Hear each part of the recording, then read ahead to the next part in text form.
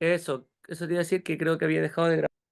Sí, yo creo que la oración no va a quedar en la grabación, pero bueno, luego, luego hacemos otra oración y queda grabada.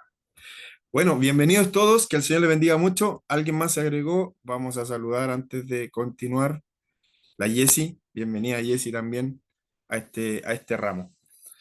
Hola, profesorcito lindo, precioso, hermoso.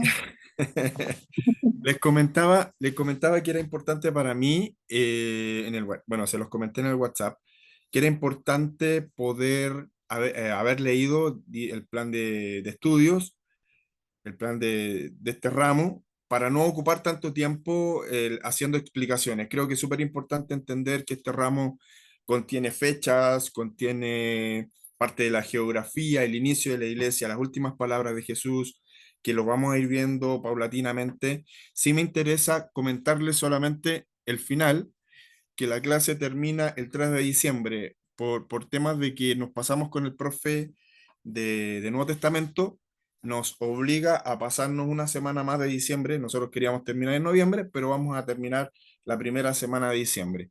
Y lo otro que les quería comentar, si es que es posible que ustedes vayan teniendo las lecturas que van apareciendo en cada clase. Por ejemplo, la lectura de hoy es Hechos capítulo 1 versículo 1 hasta el capítulo 2 verso 47.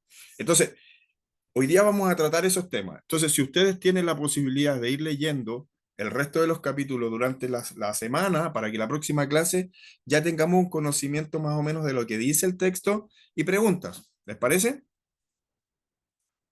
Y así de esa manera vamos avanzando y yo voy complementando, digamos, ustedes van leyendo, pero yo voy complementando la lectura y algunos datos históricos, geográficos, etcétera. Bien.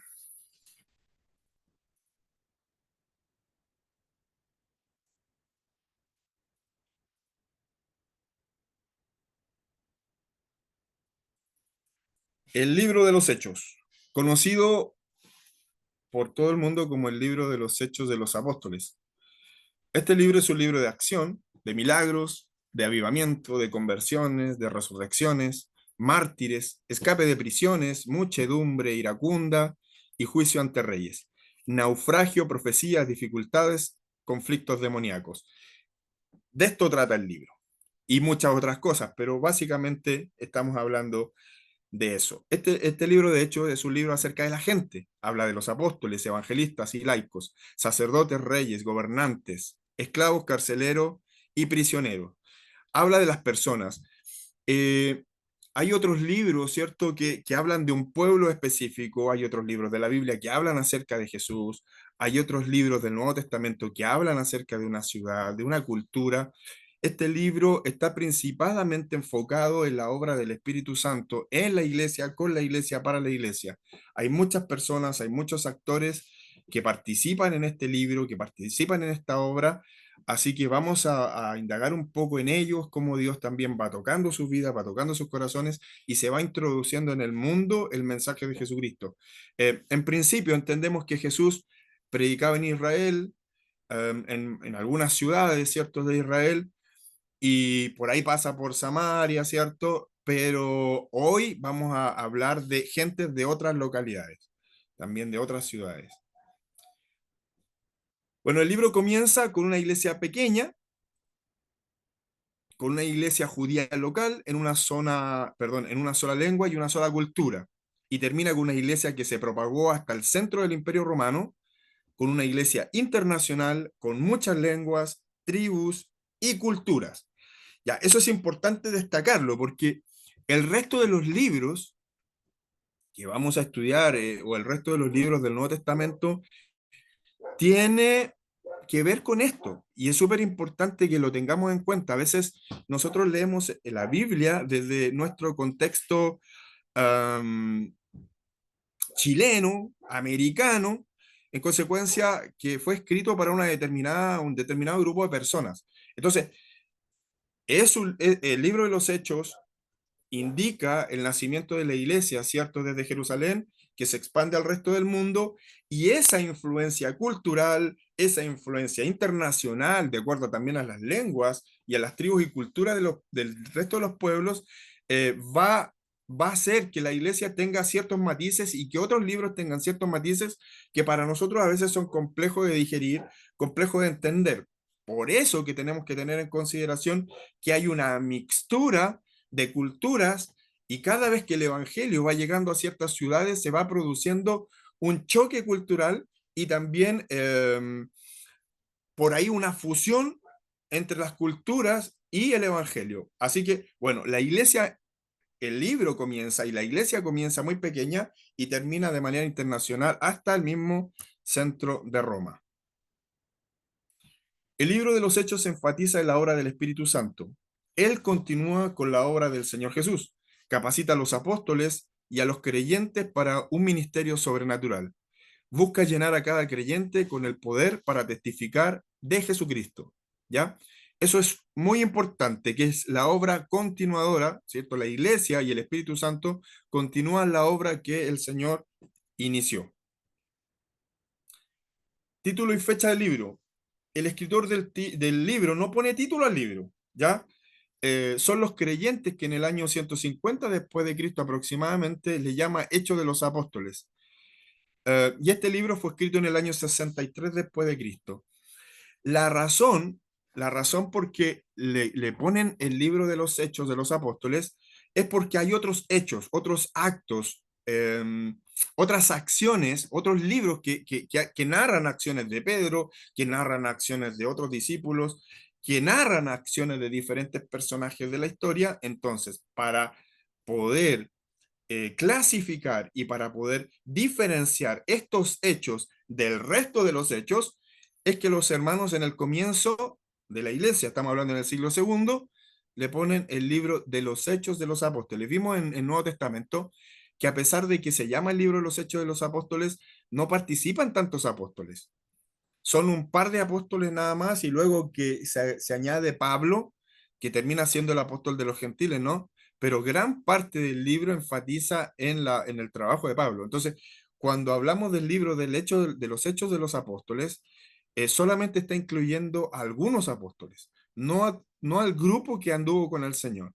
Entonces, por ahí hay algunas diferencias en cuanto a cómo se debería llamar este libro, pero esa es la razón por la que se llama Hechos de los Apóstoles. Hablemos del autor del libro. El autor de Hechos estuvo con Pablo en algunos viajes misioneros. Ya, eso es súper importante. Y es la razón por la que el escritor de este libro enfatiza tanto en la obra de Pablo. Parece que conoce más a Pablo que a Jesús. Ya, él no camina con Jesús, él no sabe tanto, él tiene que indagar, no es apóstol, pero sí escribió uno de los evangelios. Dije que no es apóstoles, siempre se ha creído que Lucas es su autor. No hubo nunca dudas de que Lucas fuese el autor del libro de los Hechos. Lucas y Hechos se presentan de la misma manera.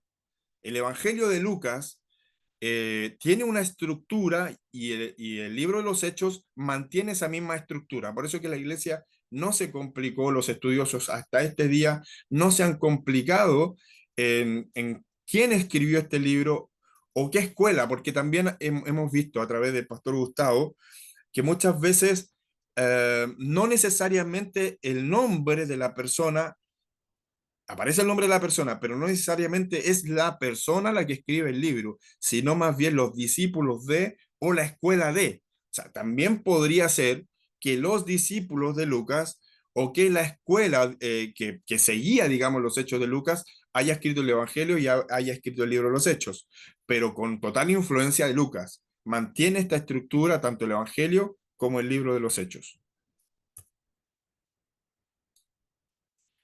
Vamos a ver una tabla comparativa. Lucas comienza con saludo a Teófilo, Hechos también. Lucas tiene en su estructura habla de los primeros años de Jesús y el libro de los Hechos los primeros años de la iglesia. Lucas habla de la unción de Jesús y Hechos la unción de la iglesia. Lucas habla del primer sermón en Nazaret y los Hechos el primer sermón en Pentecostés. Lucas habla y le interesa confirmar milagros y sanidades en el Evangelio de Lucas y en el libro de los Hechos exactamente lo mismo. En Lucas, éxito y popularidad, Hechos exactamente igual. En Lucas, la creciente oposición de los religiosos judíos y ninguna novedad en el libro de los Hechos, también hay creciente oposición de los religiosos judíos. En el caso de Lucas, están los viajes por Galilea, Judea y Perea, y en el caso de los Hechos, los viajes misioneros. En Lucas, arresto y juicio triple ante Sanedrín, Pilatos y Herodes, y en el libro de los Hechos, el arresto y juicio triple ante Félix, Festival y Agripa. En Lucas, el clímax del ministerio en el Calvario, y en el caso de hecho, el clímax del ministerio en Roma. Ahí hay una pequeña tabla comparativa de cómo están escritos estos dos libros. Y por esa razón no se discute quién pudo haber sido el escritor de Hechos, ya que Lucas y Hechos mantienen la misma estructura. ¿Sí? ¿Se entiende hasta aquí? ¿Alguna pregunta antes de continuar?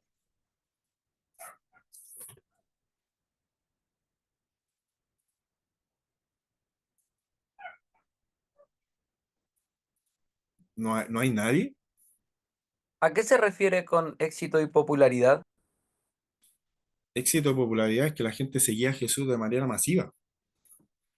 En el caso del Evangelio, no sé si recuerdas cuando Pablo predica en Éfeso, eh, él se convierte en mucha gente, es decir, que hay popularidad del Evangelio, se extiende de tal manera que las predicaciones son masivas. Hay predicaciones masivas donde hay muchos convertidos. En el caso de Lucas, se habla de que a Jesús lo seguía mucha gente. Y en el caso de Hechos, el Evangelio predicado por Pablo, por Bernabé y por el resto era una cuestión que todos querían escuchar, era una cuestión muy popular.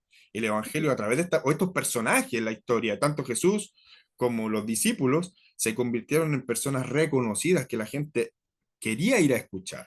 O sea, habían verdaderas campañas evangelísticas cada vez que ellos se presentaban en alguna ciudad. Ah, ya. Entonces, el éxito, bueno, el éxito que está midiendo el escritor es que el evangelio llega a diferentes personas por medio de la popularidad. O sea, la gente tiene interés de aprender y de escuchar a estas personas específicas, tanto a Jesús como a los discípulos en el libro de Hechos. Ya entendí. Perfecto, gracias. ¿Alguna otra pregunta? Continuamos. Hola, yo me estoy enchufando recién. Vengo recién llegando. Perdón. Hola, Brian. Bendecido. Bienvenido. También bienvenida María Esther y Darling, que se acaban de incorporar. Continuamos. Continuamos. ¿Cuál es el propósito del libro? Hechos sirve como puente entre los evangelios y las cartas de Pablo. ¿Ya? Están los evangelios, está el libro de los Hechos y luego vienen las cartas de Pablo y las epístolas en general, pero sirve de puente porque nos da a entender el libro de los Hechos, la conversión de Pablo, ¿cierto? Y luego quién es Pablo y las predicaciones de Pablo y las ciudades a las cuales Pablo visitó. Pero hay un resumen de esto en el libro de los Hechos. ¿Ya? Entonces sirve como un puente entre los evangelios. Viene Jesús, ¿cierto? Predica, resucita, entrega las últimas palabras. En el libro de los Hechos están escritas y luego comienzan las iglesias que están esparcidas por el mundo, ¿cierto? Por el mundo conocido. Y estas cartas, ¿cierto? Que van dirigidas a cada una de estas iglesias, a cada una de estas ciudades, también aparecen eh, mencionadas en el libro de los Hechos mediante los viajes misioneros. Hechos da detalles del crecimiento de la iglesia, tanto numérico, geográfico, social y teológico. Hechos defiende la iglesia y Hechos también sirve como guía de fe y práctica. Y también, por supuesto, enfatiza en el Espíritu Santo. Vamos a hablar luego, de los textos bíblicos, ya vamos a introducirnos al texto bíblico y vamos a ir analizando cada uno de estos puntos. El texto clave del libro de los Hechos y que nos permite entender cuál va a ser la dinámica del libro de los Hechos es Hechos capítulo 1, versículo 8. Este texto es el texto base y este texto principal que nos indica en qué consiste el libro, cuál es el objetivo, cuál es la estructura, cuál es la dinámica y el centro de este libro está en Hechos 1:8, donde dice, pero recibirán poder sobrenatural cuando el Espíritu Santo venga sobre ustedes y serán mis testigos con sus propias vidas, no solo en Jerusalén, sino en toda Judea, Samaria y hasta los confines de la tierra. ¿Ya? Hechos 1:8 nos está diciendo cómo viene este libro, hacia dónde se dirige, cuál es la composición y estructura. ¿Sí?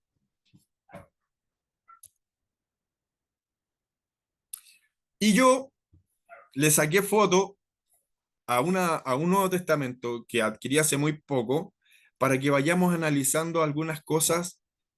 Me imagino que ustedes también tienen su Biblia en sus manos, podemos ir haciendo la comparación.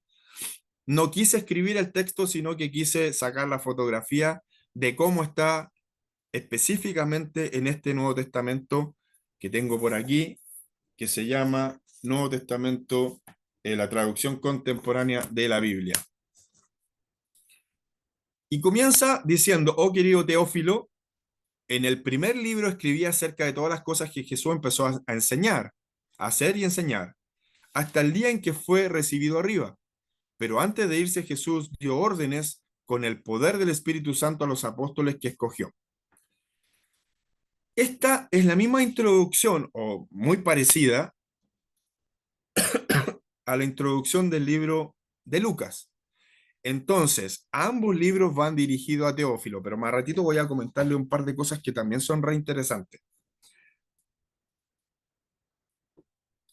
¿Se acuerdan que les mencioné que el libro el libro de los Hechos tiene la base en Hechos capítulo 1, verso 8, en donde dice, y recibirán poder, ¿cierto?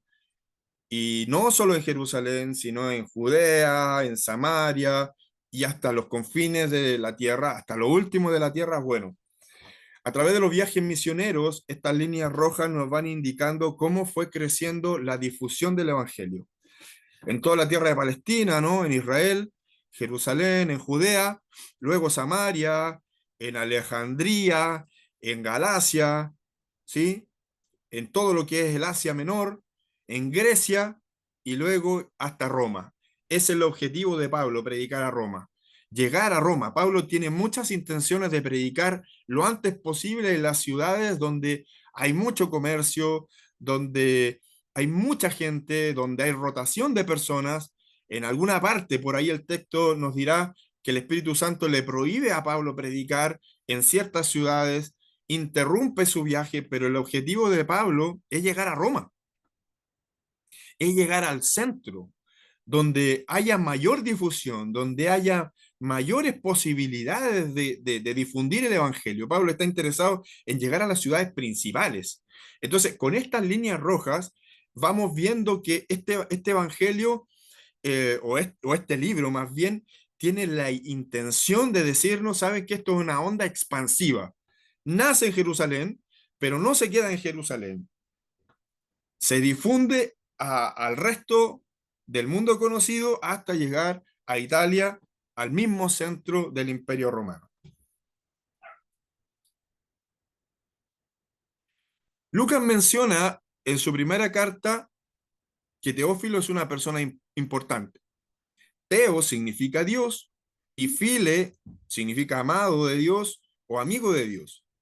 Entonces, aquí hay algo bien interesante, porque Teófilo puede ser una persona, pero también puede ser una definición.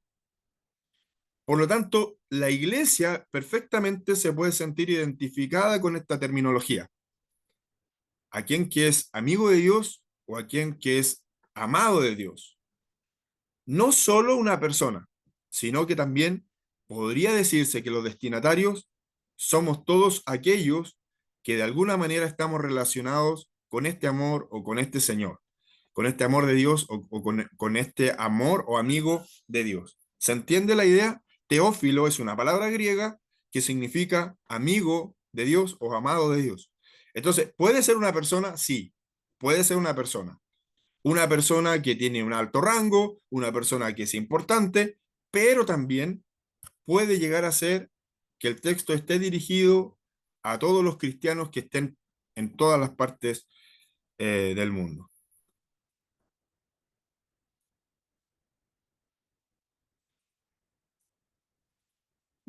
Voy a devolverme un poquito porque quería leer esto. Después de morir, Jesús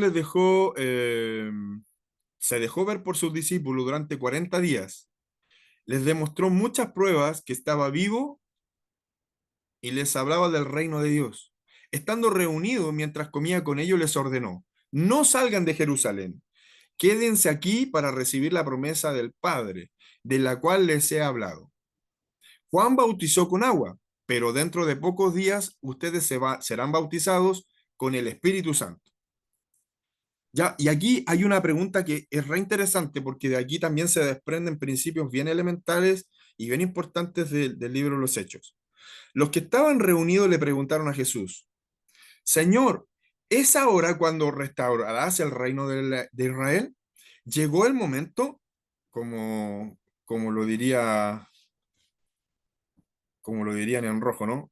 Llegó el momento. Jesús les contestó: no les compete a ustedes conocer el tiempo de Dios, que el Padre dispuso con su propia autoridad, pero recibirán poder sobrenatural cuando el Espíritu Santo venga sobre ustedes, y serán mis testigos con sus propias vidas, no solo en Jerusalén, sino en toda Judea, en Samaria y hasta los confines de la tierra. Habiendo dicho esto, ellos vieron cómo Jesús fue llevado y una nube lo tapó y lo ocultó de los ojos de los que estaban allí. Mientras Jesús se iba, ellos miraban fijamente hacia el cielo. Entonces dos hombres vestidos de blanco se pusieron junto a ellos y dijeron: Galileos, ¿por qué están de pie mirando hacia el cielo? Este mismo Jesús que fue llevado de entre ustedes a las alturas, vendrá de la misma manera que lo vieron subir al cielo. Hasta aquí, de acuerdo a la lectura, de acuerdo a lo que hemos visto. ¿Hay alguna pregunta?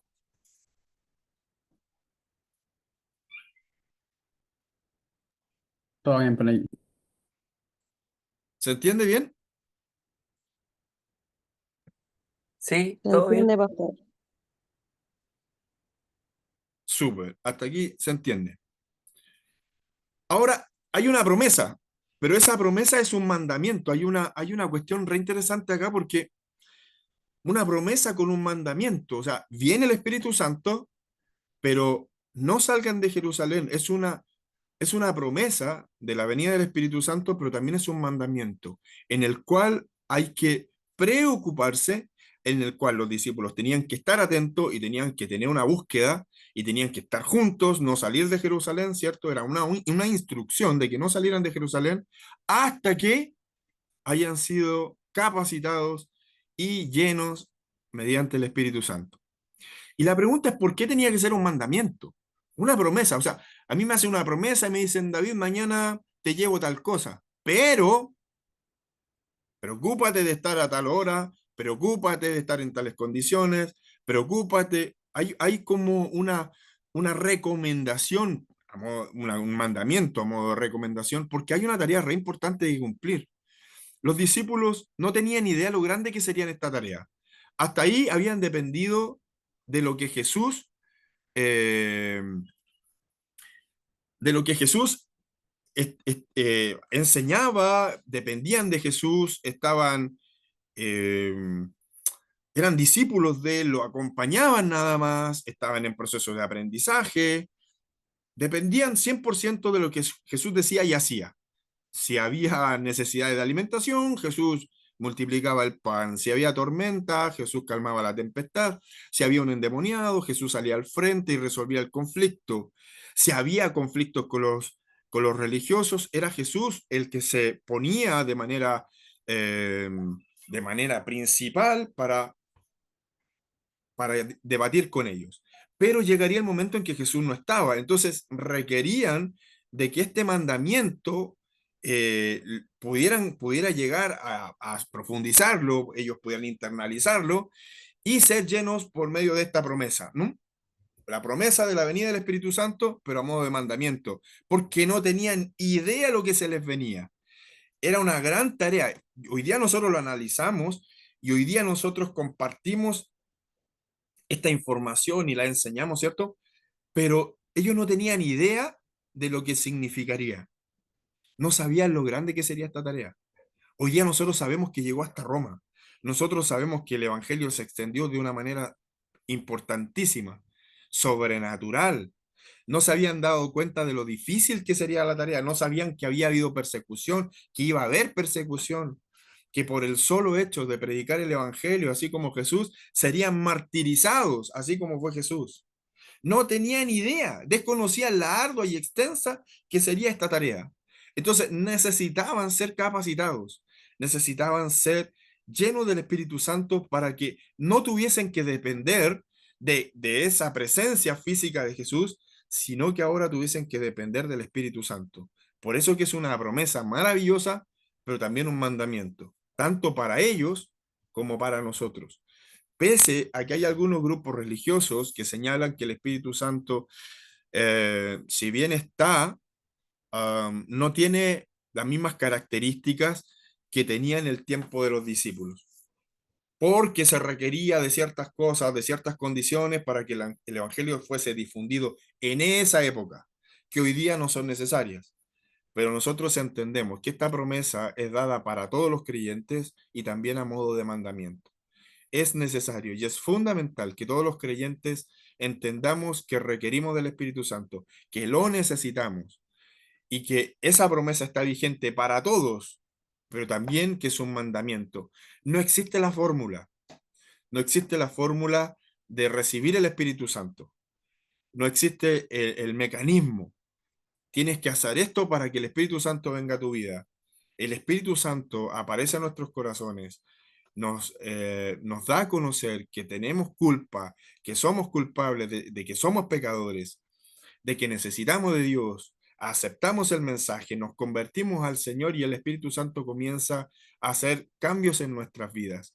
Pero sepan que cada uno de nosotros, de manera personal y particular, tiene una experiencia que recuerda el día en que el Espíritu Santo hizo algo diferente en nuestras vidas, ya sea mediante una oración, ya sea mediante un evento, ya sea mediante una experiencia en la iglesia. Cada uno de nosotros debe tener ese sello o esa marca que el Espíritu Santo da a cada creyente como inicio. Podemos pasar mucho tiempo con Jesús, podemos pasar mucho tiempo en la iglesia, así como los discípulos, ¿no? Pero llega el momento en que nosotros tenemos que aprender, entre comillas, ¿no? Caminar solos, pero bajo la dirección del Espíritu Santo. Entonces, de ahí a que es fundamental mantenernos en esa promesa, pero vivir nuestra vida bajo este mandamiento que debemos ser llenos del Espíritu Santo. No un día, no una vez, como aquello que se ha llamado el bautismo del Espíritu Santo, en que hay una experiencia sobrenatural. No solo hay que pensar en aquello, no solo hay que tener en cuenta esa experiencia, sino que tener en cuenta que debemos ser llenos todos los días y en todas circunstancias, porque la vida es difícil, porque ser cristiano es complejo, porque se requiere de una habilidad sobrenatural para imponer manos sobre los enfermos, para predicar el evangelio, para compartir la fe a otros, ¿no? Para manejar la finanza de una iglesia a través del Espíritu Santo, para mantener una conducta, porque la llenura del Espíritu Santo no es una experiencia sobrenatural única y exclusivamente de una vez, porque la llenura del Espíritu Santo es un comportamiento, es un estilo de vida que hace la diferencia entre alguien que no cree en Dios y en alguien que cree en Dios. Necesariamente los creyentes debemos ser llenos del Espíritu Santo para poder tener un comportamiento y una conducta adecuada en todas las circunstancias, no solo de la puerta del templo hacia adentro, sino que en nuestra vida, en nuestra cotidianidad, poder expresar y señalar que somos creyentes. Yo no sé si les pasó a ustedes, yo no sé si alguna vez escucharon, si vieron de personas que eran muy devotas, de personas que eran muy creyentes, que participaban de su iglesia y de cada culto, de cada reunión, eh, y que uno veía que iban a la iglesia, porque se cambiaban de ropa, ¿no? Yo conocí personas que uno sabía que iban a la iglesia porque llegaban de sus trabajos, se ponían su terno, su corbata, su mejor vestimenta, iban a la iglesia. Pero saben, a pesar de que iban constantemente, y no un día a la semana, sino que muchos días a la semana, pero los vecinos decían, yo ser cristiano como este, no, no quiero. Entonces, va más allá de una llenura del Espíritu Santo de la puerta del templo hacia adentro, sino un comportamiento permanente que señale, que demuestre, sobre todo a los no creyentes, que Dios ha hecho un cambio en nuestras vidas. Conocemos la historia de Pedro, conocemos la historia de Tomás, conocemos la historia del resto de los discípulos que eh, eran aguerridos, ¿no? Que pedían que cayera fuego del cielo, que andaban negando al Señor, que eran de alguna manera prepotentes, que todavía andaban con la espada ahí debajo de su manto, no sé. Y luego a través del Espíritu Santo sus vidas son realmente transformadas. Y vemos a un Pedro, vemos a un Juan, vemos a un resto de discípulos completamente comprometidos con la causa y completamente comprometidos con un evangelio al molde de Jesús, no al molde de cada creyente. Porque hoy día es re fácil decir, no, yo tengo el Espíritu Santo y tratar a la gente con maltrato. Hay muchos creyentes que dicen, no, yo tengo el poder del Espíritu Santo, ¿cierto? Pero maltratan a las personas porque entienden que la palabra del Señor tiene que ser así dura, tajante, tiene que penetrar, como dice, como espada de doble filo y ser bruscos en cómo se predica el Evangelio. Entonces, es re interesante entender que el Espíritu Santo no está hecho al molde de cada iglesia y no está hecho al molde de cada persona, sino que está hecho al molde de Jesús.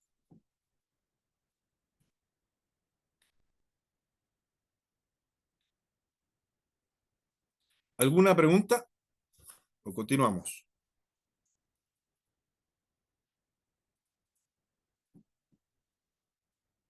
¿Hay preguntas? ¿Seguimos? Sigamos, todo bien. ¿Todo bien?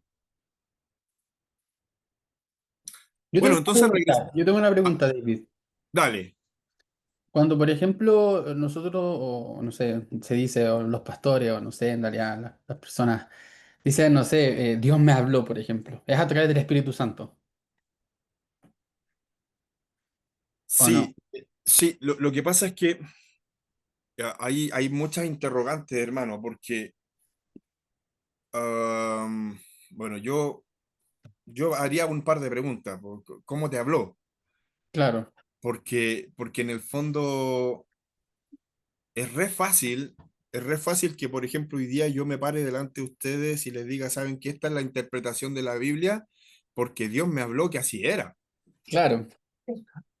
Y a Ajá. modo de conveniencia, a modo de interpretación personal, porque fue un deseo. O sea, yo entiendo que el Espíritu Santo hable a las personas, pero también hay que entender que el Espíritu Santo nos habla también de acuerdo a a la armonía bíblica. No nos va a hablar cosas que contradicen el mensaje de Jesús, por ejemplo. Mm, Hay gente que Dios le habló que la batería estaba en el infierno, hay gente que Dios le habló que no hay que hacer Santa Cena porque Él ya vino, Él está con nosotros. mm, Entonces no hay que esperar una segunda venida porque Dios le habló que se cambiaran de lugar de iglesia, que ya no hagamos más culto en Peñalolén, que lo hagamos en la Florida, porque Dios me habló. Y después Dios me habló que nos tenemos que volver a Peñalolén. Entonces Dios me habla y me hace tomar decisiones y hace que los demás tomen decisiones juntamente conmigo sin posibilidad de discutir. Porque claro, si Dios te habló, hermano, que yo tenía que regalarte el auto, entonces finalmente, ¿cómo yo contradigo eso si Dios habló? claro. Es, co- Complicado, puede es, co- interpretar este tipo de cosas.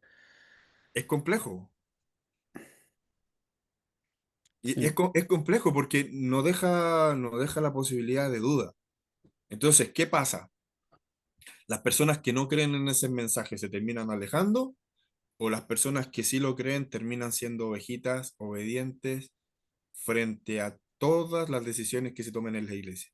Mm, Porque si Dios habló, hermano, no hay posibilidad de alguna, no hay posibilidad de alguna de cuestionamiento. No hay ninguna posibilidad. Y si hay cuestionamiento, estás cuestionando la voz de Dios. claro. Entonces es complejo. Po. Es complejo cómo entender esa voz de Dios. Cómo Dios le habla a las personas. Cómo Dios le habla a los líderes religiosos. Por intermedio David, de... O sea, ¿sí? de eso mismo que están hablando, siento que igual por la experiencia poca que he tenido, tu corazón se siente inquieto por algo. Si no- alguna vez yo tuve algunos sueños con otras personas y, y decía, yo decía, no, no le voy a hablar, no le voy a decir, pero mi corazón me inquietaba, me acordaba de la persona todo el día, oraba por la persona, pero el corazón se seguía inquieto. Siento que ahí a lo mejor Dios te está, o el Espíritu Santo, como le dices tú, te está amonestando el corazón para que hagas algo, no sé qué, pero para hablar con la persona o para saber cómo está. Pero siento que de esa forma a lo mejor de sentirte inquieto, Dios te habla o te hace sentir que algo hay que hacer, po. No sé si yo estoy mal. No, yo pienso que nadie está mal. Finalmente, cada experiencia es muy personal. Por eso digo que no hay fórmula. O sea, yo no le puedo decir a Brian, ¿sabes qué? Dios te tiene que hablar, porque a mí Dios me habla. O sabes qué? Dios te tiene que inquietar, porque a mí Dios me inquieta. O sea, finalmente cada trato con Dios o cada experiencia con Dios es muy personal y no existe fórmula. Probablemente Dios a mí me hable de alguna manera en que yo lo pueda entender. O sea, si de repente yo veo un ángel resplandeciente, probablemente yo salga arrancando. No es la forma en que yo espero que Dios se exprese, aunque Dios se expresa de la manera que Él desea. ¿Sí? Yo no voy a contradecir eso. Porque a ver, nosotros hemos encuadrado a Dios y hemos encuadrado la obra del Espíritu Santo, los seres humanos. Y hemos dicho, de esta forma Dios sana, de esta forma Dios profetiza, de esta forma Dios obra, y estos son los milagros. Y encuadramos y encuadramos a Dios y el poder que Él tiene, lo encuadramos, nosotros lo encasillamos, pero resulta que no es de acuerdo a lo que yo crea. No es que Dios salva a esta clase de personas y esta otra clase de personas, no, en que seamos predestinados o no predestinados. Cuando hay grupos teólogos en que dice Dios es soberano, pero solamente salva de esta forma. Cuando yo digo que Dios tiene una multiplicidad de formas de obrar por medio del Espíritu Santo, pero está encuadrado en esto, entonces finalmente yo estoy encasillando a Dios y su soberanía es eso, soberanía. Yo escuché una vez un hermano que dijo que él era jardinero y que sintió que fue una abeja la que le habló a él. Y él escuchó la voz de Dios por esa abeja. Si fue la abeja, si fue una voz audible, si Dios le habló al corazón, yo no lo voy a poder cuestionar. Yo simplemente puedo decir que Dios se comunicará con nosotros de la manera en que nosotros le podamos entender. Entonces, es re interesante eso, porque yo escucho a Dios de una manera quizás diferente a como lo escucha la Rosario y a como lo escucha Brian. Yo nunca no voy a decir, Dios me habló en el oído, yo escuché una voz que me dijo, no soy de esa forma. Y probablemente si alguna vez pasa, también lo expresaré de una forma en que no sea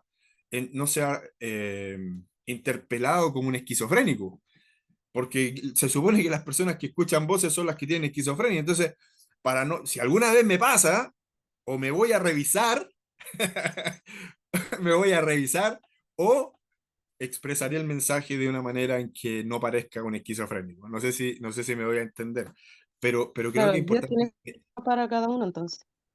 es importante entender eso, que de alguna manera Dios te va a hablar en la forma en que tú lo puedas entender. Pero sí, Sí, yo tendría cuidado no solo con decirle a toda la gente, Dios me habló o Dios me dijo, de yo tener ese cuidado y también cuidado con aquellas personas que lo hacen, porque es peligroso. Dice la Biblia en el Antiguo Testamento, hay de aquel que ha dicho, Dios ha dicho cuando en verdad Dios no ha hablado. Entonces es complejo. Y lo peor de todo es poder hacerle caso a toda esa gente que dice siempre que Dios le habla. Entonces, hacerle caso a la gente que dice que Dios le habla es no entender que Dios también te puede hablar a ti y hacerle caso a la Pero escritura. que me ha pasado a veces, David, que por ejemplo yo estoy hablando con alguien o no sé, de cierta forma, no sé, un versículo bíblico o algo que quizás yo lo esté interpretando de una forma y la otra persona me contradice lo que estoy diciendo o me trata de debatir y me dice como, es que se te tiene que revelar. Entonces ahí yo quedo como, Mm, ¿cachai o no? Entonces digo, chuta. O sea, si Dios se reveló dentro de ese mensaje y eso es lo que tú pensás y eso es lo que está, lo que es, como que no puedo hacer nada y pues, ¿qué hago ahí? sí. Bueno, yo tomé una decisión. Primero tomé la decisión de estudiar para que Dios me Claro. revelara su escritura también, no solo porque sentía mi corazón, sino también por lo que decía la historia, lo que decía el idioma, lo que decía, no sé, la cultura. Eh, Tomé esa decisión. Y después de haber estudiado y después de estudiar y seguir estudiando, ¿cierto? También tomé otra decisión de no contradecir a alguien que cree tener esa verdad como absoluta. Mm, ¿Y por qué? Porque es una discusión de sordos. Yo sé que probablemente esa persona no me va a convencer y que probablemente yo no la voy a convencer a ella. Entonces va a mm, terminar siendo una discusión innecesaria. Es probable que ah, todos necesitemos pasar por una escuela. Y es necesario pasar por una escuela y estudiar la Biblia y profundizar. Y como dije, ¿por qué fue escrito? ¿Para quién fue escrito? ¿Cuál es el tema central del libro? ¿Cuál era la cultura? ¿Cuál es el idioma que se utilizó?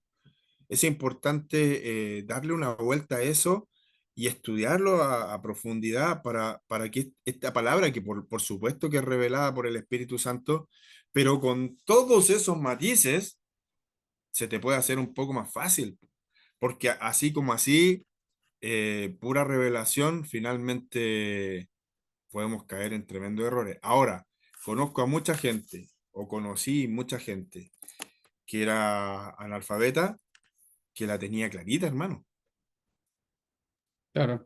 que conocía la interpretación de la escritura. Quizás no, había cosas que no profundizaría, pero eran tan honestas que decían, ¿saben qué? Eso no sé si es así, pero yo creo esto. Mm, Entonces, creo que es súper honesto también. Ahora, el evangélico y el religioso, en términos generales, cree tener respuesta para todo. Si tú me preguntas acerca de la muerte, yo te digo, no, hermano, de aquí te vas directo al cielo. Y resulta que la Biblia no da luces de eso. La Biblia no dice dónde está tu alma. La Biblia no dice si me vaya a venir a penar o no me va a venir a penar. Y no estoy diciendo que crea eso, estoy diciendo que como creyente, por intermedio de la Biblia o por intermedio de los hechos expresados en la Biblia, no hay una claridad con respecto de ciertas cosas. Ah, resulta que fue Saúl y preguntó al espíritu del profeta por medio de una bruja, hizo una regresión, no era regresión, un espiritismo. Y uno dice, bueno, ¿y eso es posible? Hermano, la Biblia da ese caso, pero no hay más, po. O sea, yo no sé si es posible o no es posible. No sé si el relato es coherente con lo que está pasando en la realidad o no. No sé si fue Dios el que le habló, si fue porque la palabra que le expresó es como si hubiese sido el profeta. Entonces, desconozco cómo Dios actúa en todos los casos, pero sí sé que Él puede hacer cualquier cosa con tal de querer salvar a alguien y con tal de querer traer al camino a alguien. El tema es que cuando las personas, como tú mencionas, decimos que tenemos la verdad absoluta, que esta es la verdad absoluta, que tenemos el conocimiento de todo, que Dios me ha revelado todo, porque soy un ser especial, porque soy un ser iluminado, entonces estoy en un error, porque aquí el único Mesías es Cristo. Finalmente, la construcción de la teología cristiana es por medio de la iglesia. No es el súper revelado, si hoy día la revelación está por medio de la escritura. Entonces, en conjunto, hermano, o sea, cuando nosotros hacemos esto, yo no pretendo presentarme como el señor del conocimiento para que ustedes crean todo lo que yo hoy día estoy exponiendo en esta clase. Yo espero que en conjunto construyamos una teología comunitaria.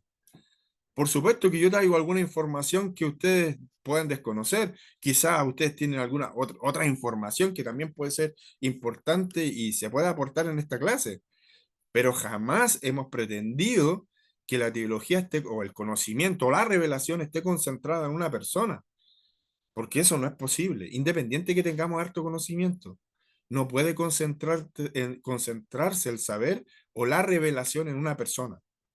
Por lo tanto, yo tengo mucho cuidado y yo les digo que tengan cuidado cuando escuchan constantemente a algún líder que les diga, Dios me dijo, porque finalmente está dejándote entre la espada y la pared, está diciendo, sabes que Dios se relaciona conmigo, no contigo. Por lo tanto, tienen que obedecer o tienen que acatar lo que yo estoy diciendo, porque Dios a mí me habla. Y si a mí me habla, hermano, pongan harta atención a ustedes. Soy un ser especial, soy un ser... me genera muchas complicaciones, hermano, Eso es escuchar eso. peligroso. Sí, David, pues ¿sabes que también es parece que peligroso. Edith quería hablar? Que levantó el Edith, por dedito en la favor, mente. ya, dale, Edith, ¿estás por ahí? Sí, la verdad me está hallando un poco media así como sonámbula. Disculpen la hora, tenía gente aquí y me costó un poco conectarme porque tuve que hacer varios trámites. Y quería como un poco, me pasa hablando un poco de eso, que a veces hablan, de que a veces hay gente que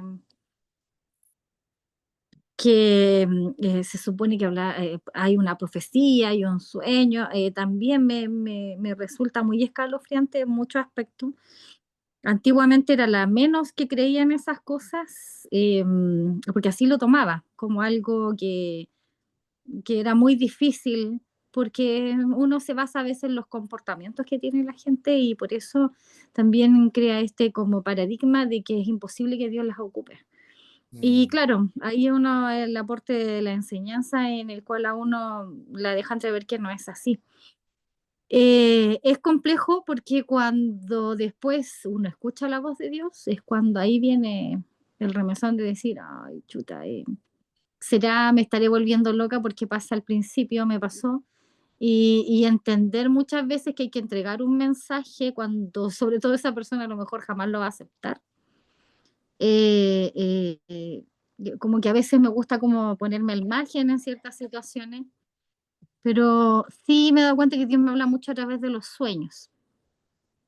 Lamentablemente puedo decir que por bajo la experiencia que he tenido, sobre a lo mejor malamente para mí en las iglesias que he estado, en el cual ellos tienen a ciertos candidatos para cumplir ciertos patrones, en el cual, no, es que si él profetiza es correcto, pero si ella lo hace no, entonces me complica el que entregar un mensaje o me complica que me lo entreguen. Porque a veces no es que, no, uno tiene súper claro cuando es la voz de Dios, se cumple, o lo que hablábamos en la clase pasada, pues como decía el profesor, de que muchas veces una advertencia y no siempre se cumple porque hay que seguir un patrón, o sea, si ustedes oran esto no va a ocurrir, pero no toda la gente lo entiende así. Entonces, uno puede estar muy firme, pero igual entra en la confusión, porque es lamentablemente como que por más que uno lea, yo me he dado cuenta que por más que estudie, siento que a veces a lo mejor soy yo la que cree que otras personas están más preparadas que yo y que lo que yo pienso es erróneo. Y me llama la confusión y me trabo, no sé para dónde ir y en el fondo estoy incumpliendo lo que Dios quiere de mí, po. Y nada, pues me cierro, siento que no sé dónde voy y me complican muchos aspectos porque he errado y no he cumplido lo que a veces Dios me manda porque pasa esto, de que no es que esta persona no es que esta situación, no es que Dios no habla así, entonces las voces. Y una sola cosa saqué y que rescato, que cuando estoy en el desierto, digo, Señor, no importa lo que pase, pero quiero estar sola en el desierto, Señor, solo contigo, porque quiero solamente escucharlo a Él. Y ya me ha pasado cuando estaba en el desierto que a veces viene gente, me habla y yo tiendo a confundirme. Soy ser humano, me cuesta, o sea, me cuesta muchas veces entender cosas. Entonces, hoy prefiero pasarla sola en ese desierto y escucharle a Él. Y siento que nos falta tanto por conocer y me trabo, me confundo y la verdad es que a veces es delicado hablar del tema, como tú dices. Tiende a la confusión, Mm, eso. sí, gracias. Lo importante del mensaje de Jesús y de la promesa mandamiento es ser lleno del Espíritu Santo y recibiréis poder. Aquí hay una pregunta y lo leímos delante. Los discípulos le preguntan a Jesús, ¿restaurarás el reino de Israel en este tiempo? ¿Pondrás un rey y estaremos como un pueblo soberano sin el dominio de Roma o de algún otro pueblo opresor? Y Jesús les dice, ¿saben qué? Ese no es tema de ustedes, no se metan en ese problema. Solo Dios sabe.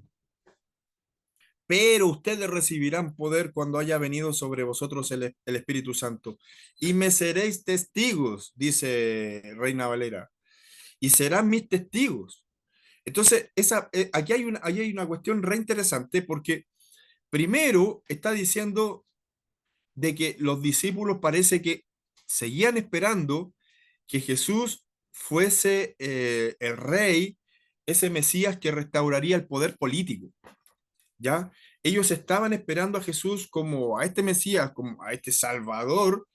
Imagínense si además resucitó, estaba dado para que él fuera el libertador y que fuese la persona que restaurara el poder político y se pusiera como rey y gobernara con justicia.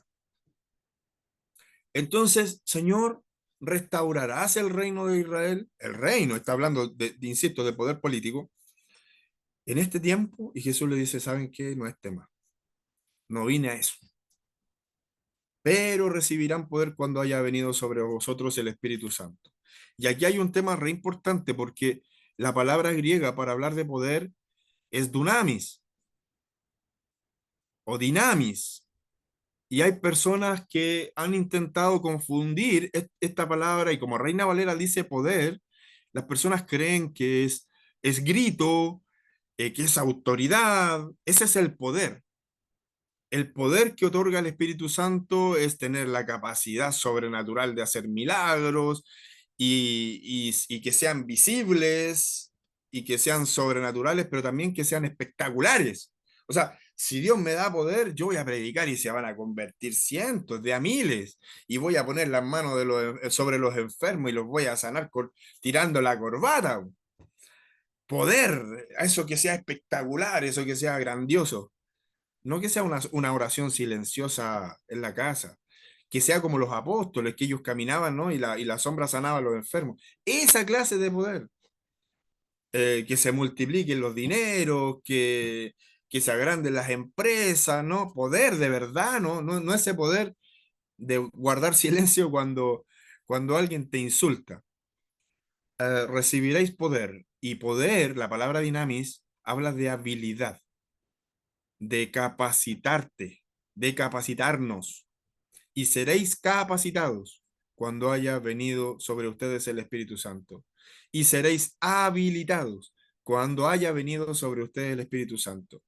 No necesariamente tiene que ver con algo espectacular y algo espectacular y grandioso, así pomposo.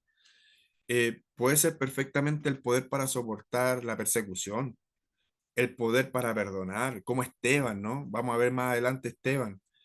el poder para perdonar, el poder para soportar, el poder para amar, inclusive a los enemigos.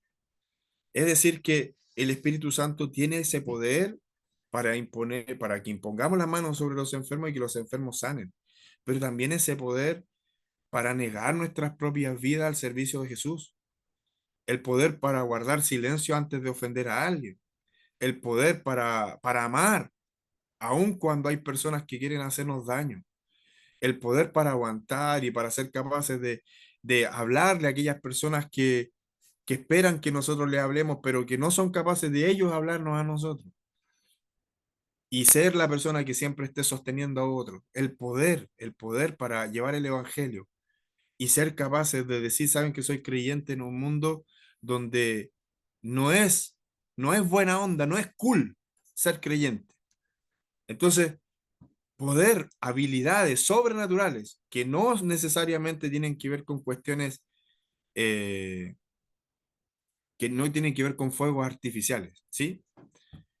Recibiréis poder cuando haya venido sobre ustedes el Espíritu Santo y seréis mártires, en la palabra griega, mártir, mártir. Y mártir nosotros lo asociamos con alguien que muere. Este es el primer mártir de la iglesia. Estos son mártires del estallido social. Estos son mártires de la guerra. Estos son mártires porque es sometido, no sé, es un mártir, porque es sufriente. Pero la definición de mártir, según el Diccionario Teológico del Nuevo Testamento, Cohen, dice que mártir se trata de un recuerdo que se examina reflexivamente, es decir, de un llevar a la conciencia algo experimentado, de lo que no se puede huir, que no se puede olvidar. Y en este sentido es llevado también al conocimiento de otros para proporcionarles por medio de las correspondientes afirmaciones el contenido de esta experiencia. Lo experimentado debe resultar evidente por el testimonio. Es decir, cada uno de nosotros, yo lo dije antes, pero cada uno de nosotros ha tenido una experiencia personal. Ok, desde chiquitito que estamos en la iglesia, vinimos con nuestros papás, pero llega el momento en que tenemos una experiencia única y personal con Dios, en que nosotros decimos, este fue el toque de Dios sobre mi vida y este es mi fundamento. Yo aquí me quedo arraigado porque Dios hizo algo especial conmigo, hizo algo especial en mí. Esta experiencia en donde el profesor del curso pasado lo dijo así, los que están en un estadio, en la galería, son espectadores, ¿no? Son aquellos que están experimentando un suceso. Y somos testigos de que la selección chilena quedó eliminada. Gracias a Dios, por fin se acabó el sufrimiento. Pero realmente los testigos, estos mártires, serían los jugadores. Los de afuera miramos, pero no tenemos esa experiencia que tiene el jugador, de mojar la camiseta, de hacer los goles, que te ganen, que te peguen.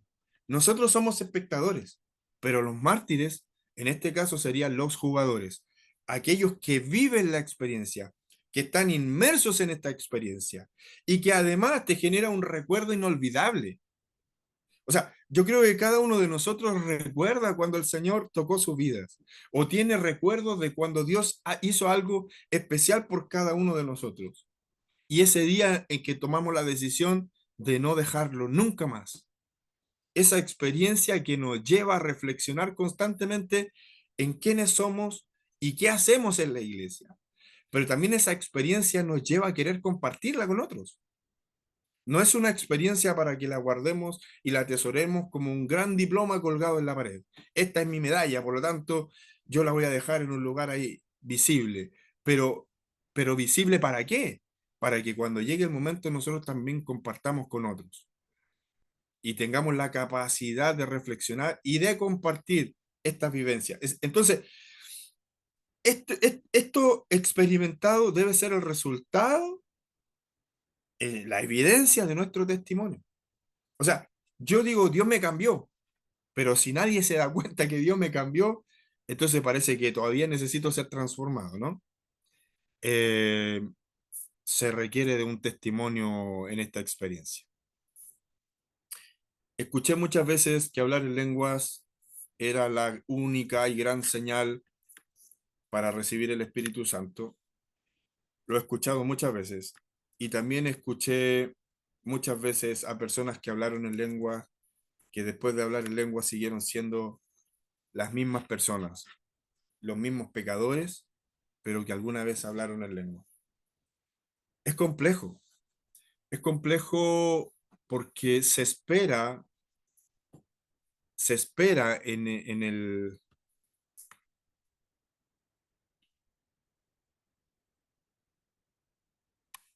A ver, algo me pasó.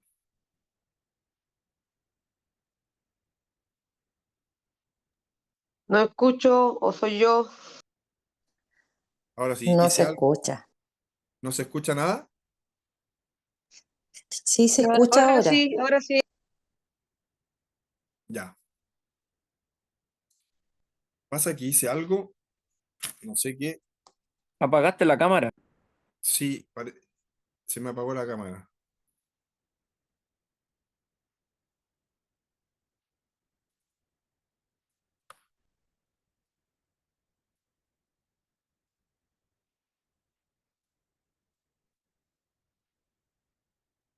La tengo otra, por si acaso.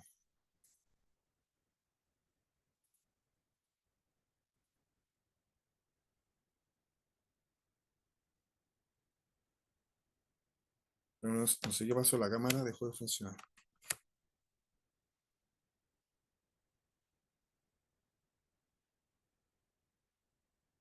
Bueno, lo que estaba diciendo que es complejo que las personas pretendamos que ahí en nuestra vida solamente hay una experiencia sobrenatural, pero que nuestra vida propiamente tal no tenga ningún cambio.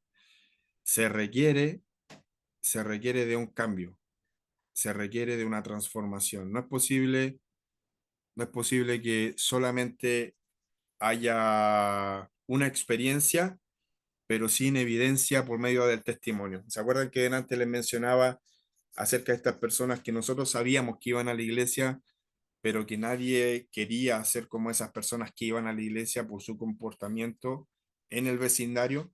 Entonces es relevante que nuestro testimonio vaya acompañado con esa experiencia y con el mensaje. O sea, hay que ser muy coherente dentro de la consecuencia. Nosotros llamamos ser consecuente, alguien que piensa, que dice y hace todo lo que piensa y lo que dice. Es re loco que nosotros hablemos de paz y de amor cuando nuestro comportamiento es de guerra y de odio. Entonces, es complejo eso, ¿ya? Y eso es lo que habla el ser mártir. Ser mártir es una persona que tiene una experiencia que la revisa, que está constantemente meditando en ella, pero también que quiere compartirla con otros de manera verbal y de manera testimonial.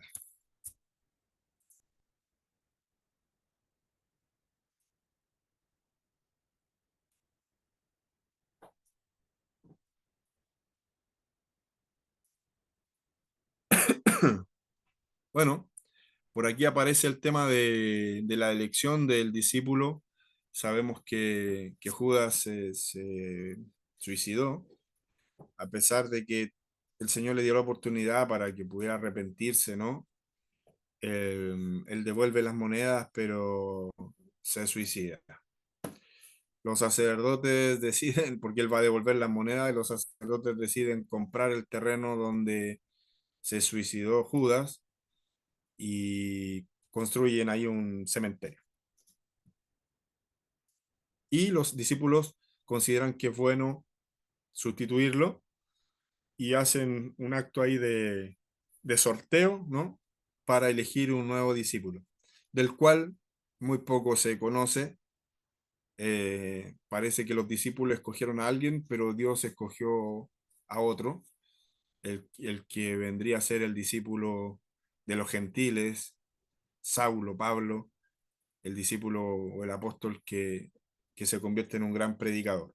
Pero conociendo la historia, como la hemos mencionado, si Lucas es una persona muy cercana a Pablo, obviamente él iba a escribir muchas cosas de Pablo. Ahora, también tenemos que entender que con Pablo hay otros discípulos predicando en el extranjero, que también han adquirido fama, que también son reconocidos. De hecho, Pablo llega a algunas ciudades a predicar aparentemente por primera vez y ya hay creyentes, ya hay cristianos. Entonces, no es el único apóstol, no es el único predicador que anda en las ciudades de Asia Menor o en Europa predicando el Evangelio.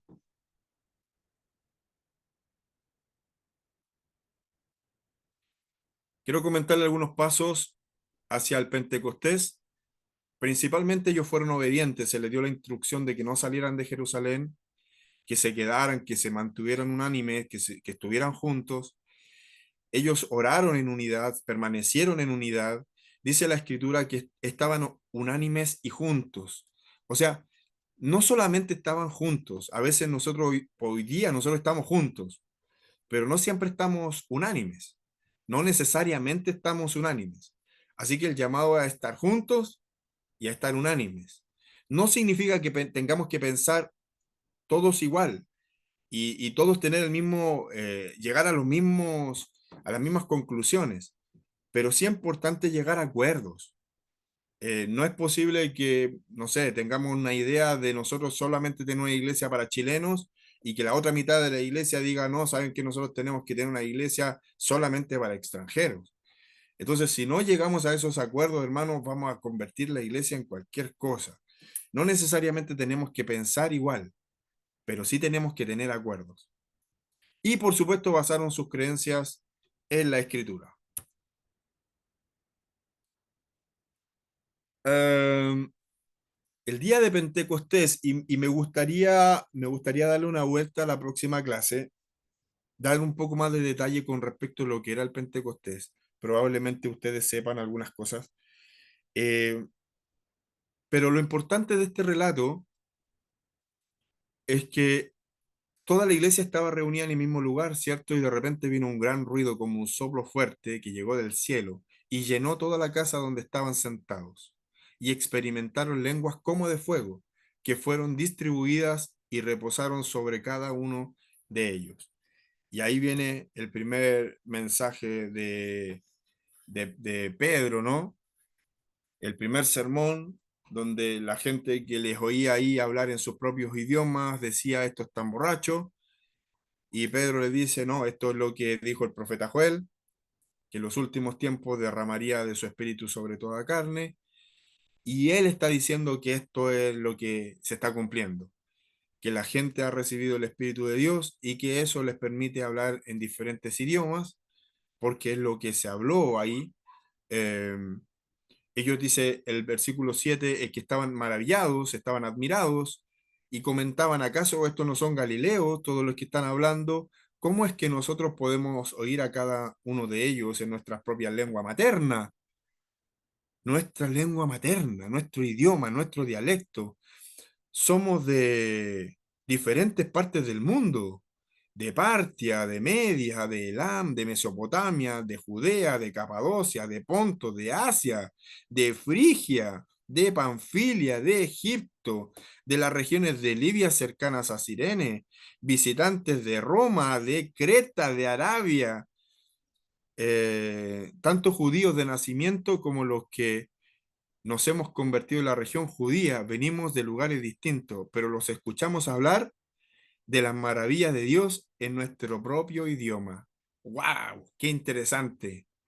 ¡Qué interesante! ¡Qué interesante que la gente se pueda sorprender de eso! Y cuando alguien habla en lengua, está hablando en un idioma que nunca aprendió, pero que alguien que tiene un idioma natal le pueda entender en su perfecto idioma.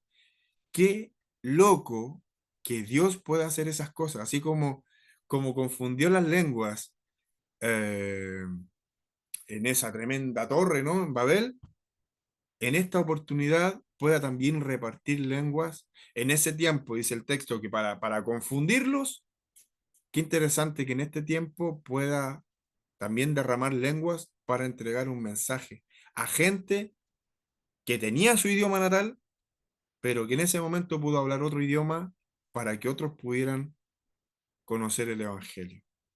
Qué bonito, qué bonito. Es ahí donde nacen una serie de preguntas. Si hoy día hablamos una lengua dentro de la iglesia que nadie entiende, ¿tendrá algún propósito? Si no hay nadie que pueda interpretarla. Si David, Brian, Jessica, Rosario, Bernabé, no sé, están en un lugar predicando y Dios lo hace hablar una lengua y resulta que la persona que venía del extranjero, no sé, un turista, escucha hablar a alguno de nosotros en alemán y nosotros sin haber estudiado nunca alemán. Qué loco tiene que haber sido en esa época, qué bonito por lo demás, qué bonito que los identificaran como galileos, como gente que no era estudiosa, que no se caracterizaba por haber estudiado idioma, pudiera hablar las maravillas de Dios en sus propios idiomas. Bonito, bonito. Me resulta algo sorprendente, espectacular, extraordinario. Eso es sobrenatural. Eso es ser capacitados y habilitados para hacer cosas que no están en sus manos, para hacer cosas que no nacen de la propia naturaleza humana, sino que es sobrenatural y que por supuesto glorifica a Dios. Qué loco es que yo tenga el don de sanidad y que a través del don de sanidad me glorifique a mí mismo y que reciba donaciones, ofrendas, regalos y me haga rico, popular, famoso, David Rosell, el gran sanador. Pero resulta que lo que estamos viendo acá en el derramamiento del Espíritu Santo, quien es glorificado es el Señor, no las personas que están hablando. De hecho, las personas que están hablando son conocidas como gente que no tiene atribuciones propias, que no tiene atributos sobrenaturales, que son personas comunes y corrientes. ¿Cómo les podemos oír hablar en nuestros propios idiomas las maravillas de Dios? Por esa razón es que en el primer discurso de Pedro se convierten 5.000. Esta es la razón, porque es sobrenatural. De manera natural no se podrían convertir tantas personas al Evangelio. Yo creo que muchos de nosotros hemos predicado 5.000 sermones para que se convierta uno, pero Pedro predicó un sermón y se convierte en 5.000. Interesante, sobrenatural, tremendo.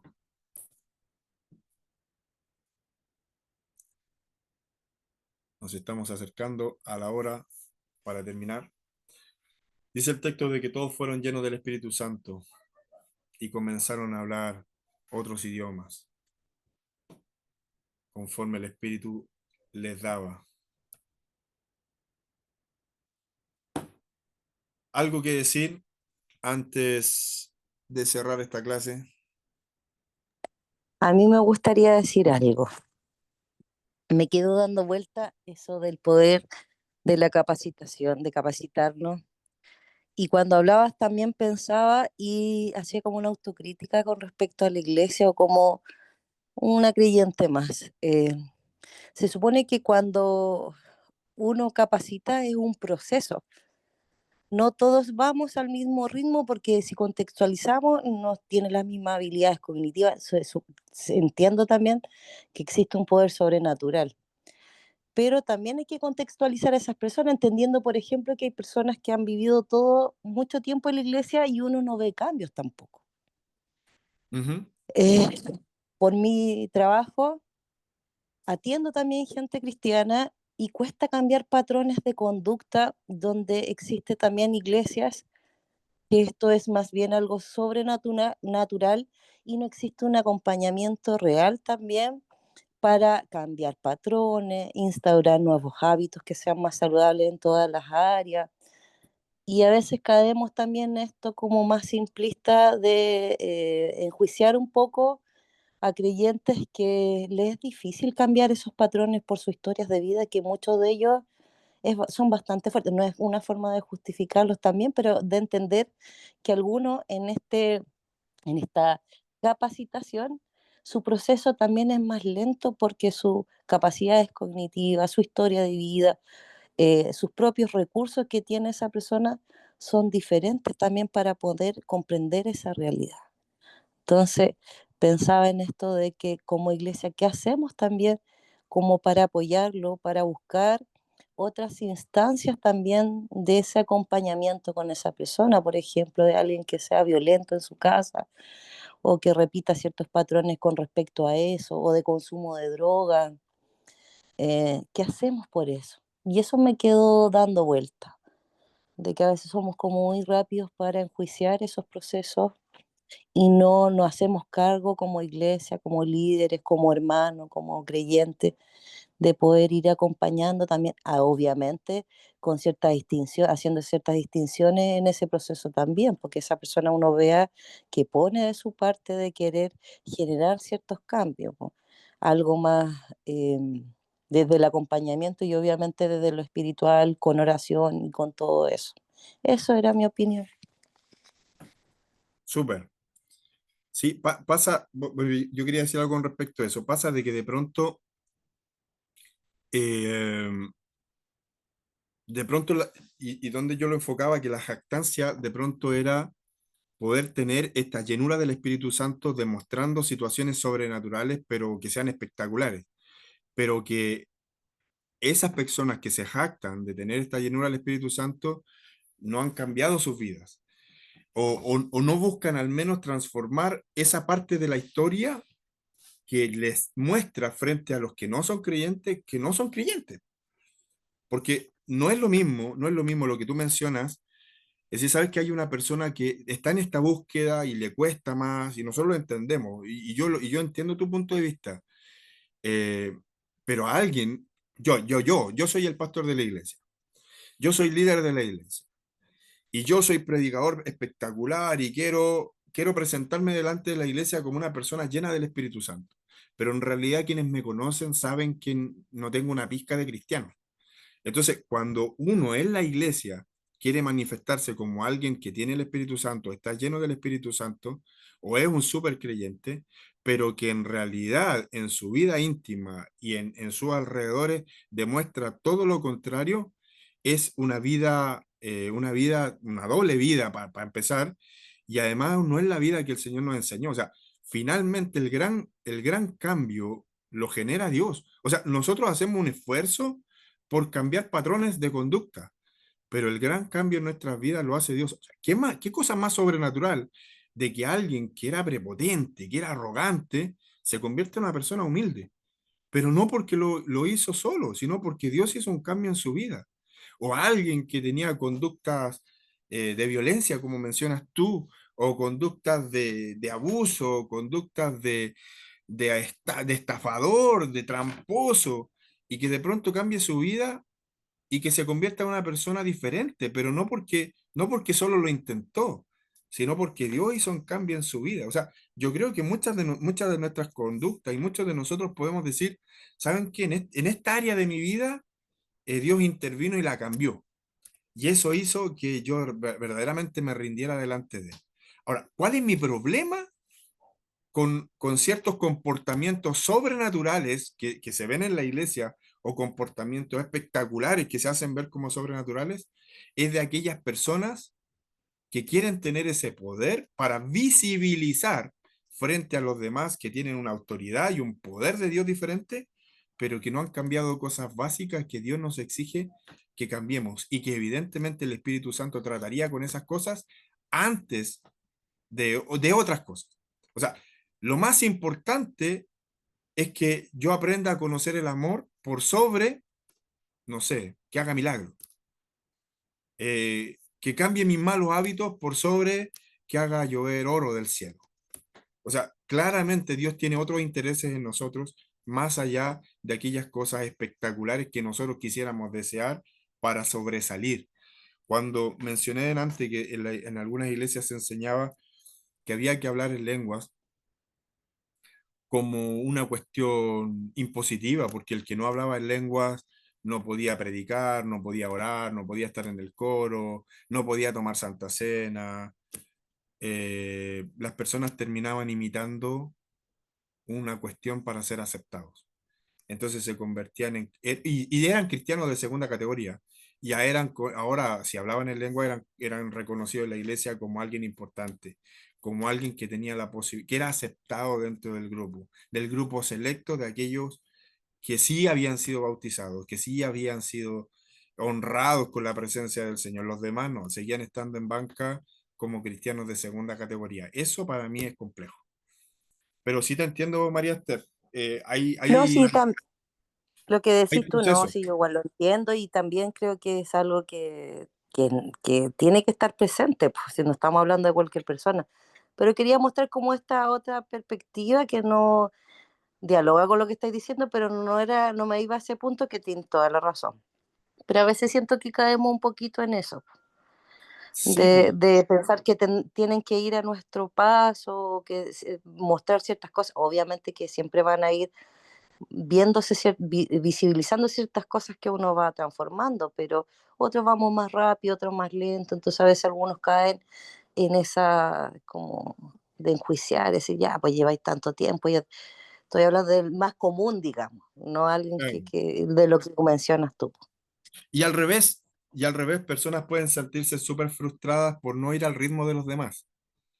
Y cada uno tiene su proceso, Claro, cada uno está en ya, su proceso y es importante entender que Dios va trabajando con cada uno de nosotros y a pesar de que llevemos un montón de años y que Dios nos haya ayudado a cambiar un montón de cosas, todavía hay otras cosas que deben ser mejoradas. claro, Tampoco porque yo dejé de mentir y dejé de decir grosería y dejé de hacer un montón de cosas, soy mejor que otro. Por eso es que es súper importante lo que tú planteas, porque en la iglesia no deben haber cristianos de segunda categoría. El que dejó de exacto. fumar es mejor que el que todavía no ha dejado de fumar. El que todavía tiene comportamiento en su carácter efusivo, qué sé yo, no es peor que el que logró dominar su temperamento. Creo que Sí, y a eso apuntaba, porque me siento más identificada con los que les cuesta más. Y sí, pudo es haber súper. avanzado mucho en un tiempo y uno, según sus historias también y su relación con Dios y su experiencia de vida, a veces va retrocediendo en algunas cosas y va avanzando en otras. Entonces, uno mismo también se termina como alejando porque dice, ya no encajo ahí, pues no sé. Entonces, a eso iba, ahí Claro. hicimos marcha, a eso íbamos. Sí, no, me parece súper. Y es importante eso, no existen cristianos de segunda categoría. Ahora, nuestro deber es enseñar que el Espíritu Santo va cambiando a las personas. Y que más allá de un acto sobrenatural sobre una persona, está ese cambio que hace el Espíritu Santo, que de propia voluntad no ocurriría. Hay muchas cosas que nosotros podemos intentarlas, pero solamente es el Espíritu Santo y es el conocimiento de la gracia también, porque eso es re interesante, es que nos permite poder también agachar la cabeza y decir, ya, otra vez me equivoqué, pero Señor, dependo de ti, y espero que tú cambies y transformes esas cosas que me cuesta cambiar. Entonces, claro, de pronto nosotros como creyentes creemos que hay un nivel de espiritualidad, y ese nivel de espiritualidad es de acuerdo a lo que visiblemente aceptamos como bien espiritual o no espiritual. Como iglesia, de pronto pensamos que quien grita harto es que tiene harto Espíritu Santo. Como iglesia a veces pensamos que el que más suave es el que tiene el Espíritu Santo. Pero insisto, creo que es súper importante ser auténticos. O sea, no puedo yo imitar una espiritualidad en la iglesia para que los hermanos vean que yo soy espiritual. O sea, quienes nos conocen sabrán cuál es nuestro temperamento del templo hacia adentro y del templo hacia afuera. O sea, qué loco es que yo le predique algo a los hermanos de la iglesia, que mis hijas de abajo puedan estar diciendo, me encantaría que mi papá fuera así. Es loco, mejor ser auténtico y saber que estas son mis fortalezas y son mis debilidades. Y lucho con estas debilidades. Yo lucho y espero que el Señor, a través de su Espíritu Santo, cambie esas cosas. Pero también es re importante, bueno, eso es a nivel personal, pero también es re importante cómo veo al otro. O sea, creo que Pablo también es súper claro en decirnos que no tengamos mayor concepto de otros. O sea, nuestro autoconcepto no debe ser de superioridad. Es decir, ¿saben qué? Yo alcancé este nivel. o la oración, hay tantos ejemplos en la Biblia, la oración, ¿no? Del fariseo, Señor, te doy gracias porque no soy como este. O sea, esa no debe ser nuestra postura ni delante de Dios ni delante de nuestros hermanos. Te doy gracias porque no soy como este, que este es pecador.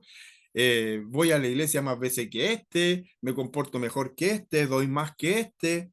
No, no debe ser nunca ese nuestro comportamiento. Entonces, cuando Jesús dice, quién salió justificado del templo? ¿O quién salió justificado de esa oración? ¿Aquel que presumía hacer algo?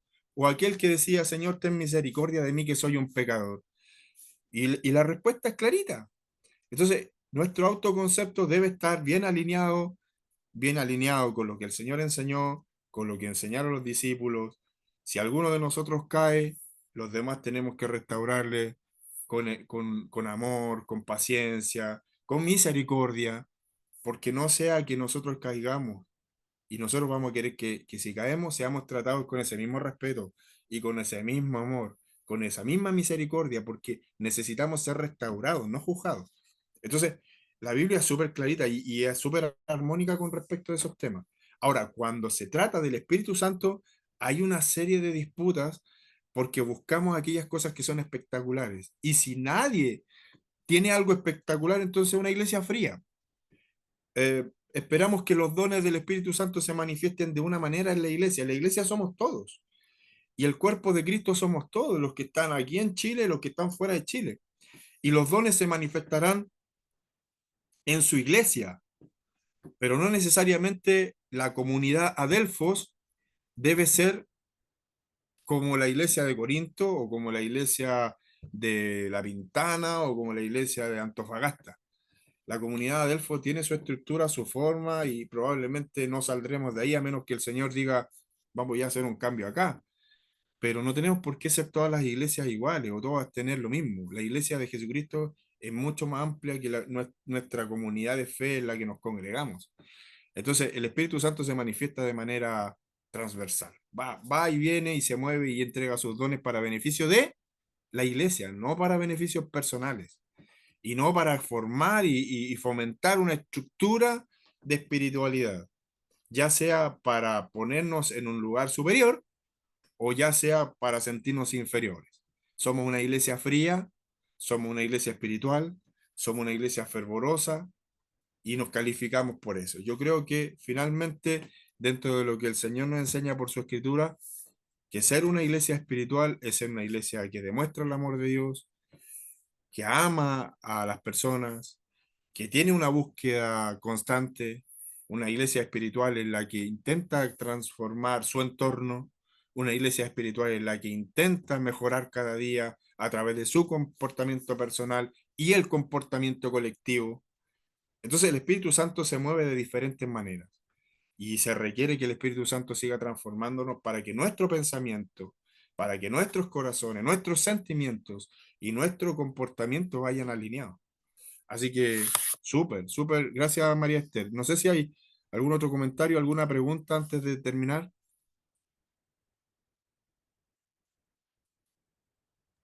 Yo quiero hablar, Darling.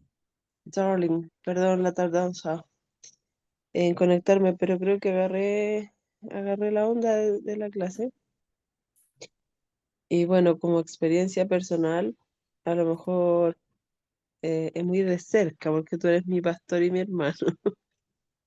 Pero claro, yo antes de Adelfos estuve en iglesias que tenían esa forma como violenta en cuanto a decir, no, si no haces esto, si no hablas en lengua, no puedes hacer esto otro, y como de segunda categoría, claro.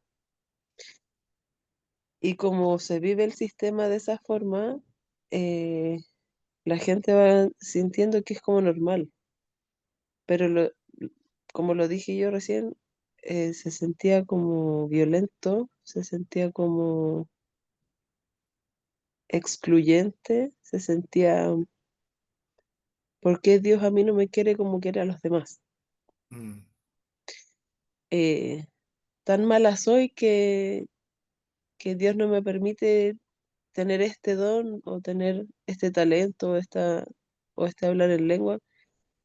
Hasta Dios me excluye de cierta forma y, y al llegar a Delfos, aunque yo, bueno, te conozco de toda mi vida, eh, yo sí sentí como una nueva oportunidad de, de decir, en realidad, no es que Dios no me quisiera o Él se demorara en hacer tal cosa conmigo porque no me tenía a la vista o me tenía más allá, me miraba de lejos, no sé. Eh, y en Adelfo yo me sentía acogida desde un principio, no solo por la familia, obviamente, por los amigos, sino por la iglesia en general. Y he aprendido también que uno debe ser cuidadoso con lo que dice, con lo que demuestra. Y a lo mejor yo no soy tan participativa o tan conversadora con cada uno, pero sí, pero sí creo que debemos ser acogedores siempre porque uno no sabe qué historia está pasando el otro, no sabe qué tanto le está costando sentir el amor de Dios, qué tantos problemas está teniendo y qué tanto quiere seguir avanzando de alguna manera y las barreras eh, le van impidiendo avanzar. Mm. Creo que en otros lugares aprendí un poco a ser farisea, pero en Adelfo estoy aprendiendo a ser discípula. Eh, Eso, en realidad es decirles que bajemos de repente un poco eh, el nivel de estrés o de exigencia, aunque yo sé que aquí no hay como esa presión, pero sí me encanta saber de que podemos ser de corazón, de que podemos ser familia, de que podemos decir, eh, no importa, tranquilo, te caíste, el Señor te sigue sosteniendo. No importa, pasaste este problema, el Señor te sigue llamando. No importa que hay una familia que te va a acoger, una familia que va a orar por ti, no te va a juzgar, una familia que lo que quiere es verte bien. Eso, eso hermanito, eso pastorito.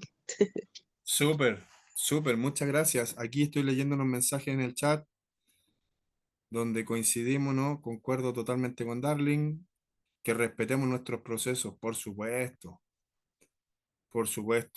por supuesto que sí, es importante. En eso consiste, en eso La consiste. verdad es que dentro de lo que yo también aprendí dentro de la iglesia, de respetar los procesos también, cuando hablabas de la violencia a veces espiritual que hay, a veces la competencia que a veces uno vive desde afuera y después entra a una iglesia y uno vive muchas cosas, también yo aprendí a callar y a sanar, en que a veces, porque yo, claro, estuve mucho tiempo apartada de la iglesia y después vuelvo con mi familia y fui violentada. Fui violentada porque Dios me miró dentro de todo, le trabajé al Señor y fui violentada con mi familia. Y aprendí que uno cuando es violentada también es bueno, em, como quien dice, para apaciguar las aguas y para uno no caer en esto de tomarle rechazo, el, el- el estar tranquilo, a veces el sanar es muy importante, porque a veces por la violencia que uno sufre, uno también violenta al resto, porque es como lo que dijiste delante, como que hay que cumplir ciertos parámetros para ser cristiano. El hablar en lengua, el no se ven los dones, que ellos creen que los frutos tienen que ser el que tú seas una persona que hables en lengua, que seas profesor, y esto de que, ay, no me caes bien, pero ¿por qué? Y no hay excusa para eso. Entonces, cuando uno sufre ese tipo de violencia, yo aprendí que lo mejor y lo más sano a veces es sanar y pedirle a Dios un lugar donde eso no exista. Porque a lo mejor, claro, yo estoy hablando de mí, de mi familia. Yo tengo hijos y ese daño también fueron traspasados a mis hijos. Entonces, si bien no les mostré ni un evangelio en una burbuja, pero ellos se sintieron violentados y hubo minutos en que ellos rechazaron la iglesia, en el cual no, yo no voy más, porque se te ocurre, ¿cómo? O sea, yo mejor estaba en mi casa. A mí nadie me violentaba en mi casa. No tenía que seguir cierto parámetro para ser cristiano. O sea, ¿cómo se les ocurre? Esto no es así. Y gracias a Dios, Él nos protegió de muchas cosas. Y yo tenía súper claro lo que tenía que vivir, pero ¿cómo le explico eso a mis hijos? ¿Me entiendes? Porque yo sé lo que he vivido a través del tiempo, entonces como que uno ya tiene cuero chancho, pero los hijos de uno trata de enseñarlos, pero yo no me las sé todas, es complejo. Es complejo, yo lo viví de otra forma, entonces cómo enseñarle a veces que dentro de esa violencia no es que tenga que ser constante, así como dijo la hermana, o sea, ella estuvo violentada en otra iglesia, pero se cambió y encontró un rumbo, pero a veces nosotros no encontramos salida. Entonces ella le hizo como ese descanso que hubo de decir, ok, ya, me sentí violentada, pero pausé para poder sanar. Pero ¿cuántos hay? Yo me he pillado con un montón violentados y que no van a la iglesia. Entonces, pucha, es una lástima y me apena mucho, pero no, a veces no tenemos respuesta para ello. ¿Cómo poderlos ayudar en ese sentido? Pues uno puede decir muchas cosas, pero a veces no tenemos la respuesta para todo. ¿Sabes qué, Edith? Me gustaría solamente decirte algo. Yo agradezco de haber vivido, no sé si violentar la palabra, pero de vivir un proceso así, porque me pasó de que fue todo muy fácil. Creo que haber vivido eso me generó comenzar de nuevo, que hasta el día de hoy me cuesta bastante. Pero hubo una persona que hoy día es David, que siempre estuvo presente por años. Yo estuve mucho tiempo fuera de la iglesia. Y David siempre estuvo ahí, siempre estuvo ahí. No era alguien que me escribía todos los días, cada rato. Y me imagino que él estaba siempre pendiente en sus oraciones. Y aún así, lo difícil que ha sido todo este proceso, que creo que estoy como aún en pañales, él ha estado conmigo. Y eso es, creo que a esas personas falta otros que siempre estén ahí. Y podemos ser ese otro que debe estar ahí. Entonces, si tú conoces a personas que son cercanas a ti, eso marca la diferencia, porque cuando ya no quise, siempre aparecía David. Aparecieron muchas personas, pero no con la constancia que él tuvo siempre. Y eso fue marcador, y a la vez hoy día entiendo, mira, lo que voy a decir justo en la clase hoy, que tenía que ser así, porque creo que mi perspectiva hubiese sido distinta de un proceso de estar capacitado, porque fue muy sencillo, fue muy fácil dejar las cosas que hacía, mi transformación, mis cambios. Y ahora no, es totalmente distinto, me cuesta día a día, me tengo que esforzar más, y eso también me hace ponerme en otro lugar de poder comprender al otro, porque yo puedo tener empatía de la boca para afuera, y eso no me limita a ser empática, pero es distinto cuando tú tienes una experiencia, ya te posicionas en otro lugar, porque tú estás hablando de algo que tú experimentaste. Entonces, una parte mía agradece mucho, mis hijas también, ¿no? La más chica apenas se acuerda, pero también creo, ¿no es cierto?, en un Dios que es todopoderoso y que también va a salir a su encuentro cuando sea el momento necesario. Yo mira, lo único que busco es que yo esté bien. El resto va a venir por añadidura, mi marido bien, mis hijas también, pero eso, decirte, si tú tienes personas así, que seas No, un David gracias a como Dios, fue David el de gracias a Dios, no, aspectos. no lo veo como que a mí me faltó alguien, no, sino que yo sé cuándo parar. En mi tema era más con mis hijos, ¿ya? Porque es al contrario. Así como a David le pasa, a veces yo tengo que estar firme por otros que necesitan de mí.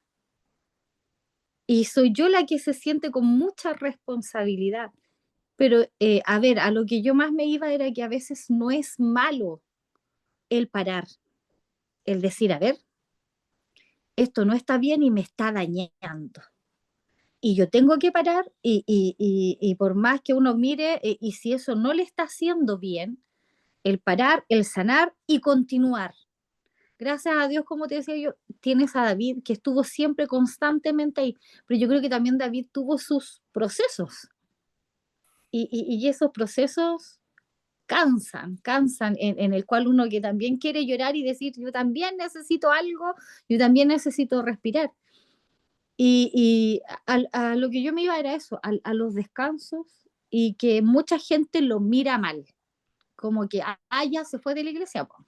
Sí, pues sí, era súper claro que a esta persona le faltaba. Po. Y dice, por Dios, no es eso, pero necesito un respiro. Necesito descansar de esto. Qué daño. Sí, mira, lo bueno, la próxima semana quiero que indaguemos un poco en esa función del Espíritu Santo, Mm. porque normalmente, dije, nosotros encuadramos la tarea y la labor del Espíritu Santo y tiene muchas formas de moverse, muchas formas de actuar en el creyente, muchas Mm. formas de intervenir en la iglesia y eso va a ser fundamental para nuestro proceso también y para ver cómo, para analizar a los demás. Lo que estamos hablando básicamente hoy día tiene que ver como, o en este ratito, con experiencias personales y la verdad es que estas experiencias se repiten en la iglesia, en diferentes iglesias, en iglesias modernas, en iglesias tradicionales, en iglesias que creían que la tenían súper clara, se da, cometemos otros errores que terminan igual dañando a las personas, pero el Espíritu Santo tiene una capacidad maravillosa para acompañarnos, para estar con nosotros y ser nuestra compañía en los momentos de dificultad y también en los momentos de éxito. Porque cuando tenemos éxito también necesitamos que el Espíritu Santo nos diga, David, acuérdate que es por gracia, acuérdate que es por misericordia, acuérdate que hiciste un esfuerzo, pero también hubo gracia de Dios. Entonces, en esas dos etapas es importante que el Espíritu Santo nos esté acompañando. Muchas gracias, gracias por la participación, gracias por incluirse y agregarse a este curso que esperamos que sea una bendición para todos y conocer la obra del Espíritu Santo en el libro de los Hechos nos va a permitir también entender cómo el Espíritu Santo actúa hoy y cómo lo necesitamos también para poder soportar lo que hoy día vivimos. No vivimos lo que los apóstoles vivieron en aquella época, pero sí tenemos otras problemáticas en las cuales necesitamos que el Espíritu Santo intervenga. Así que muchas gracias a todos y todas por conectarse. ¿Alguien quiere elevar una oración antes de que nos vayamos?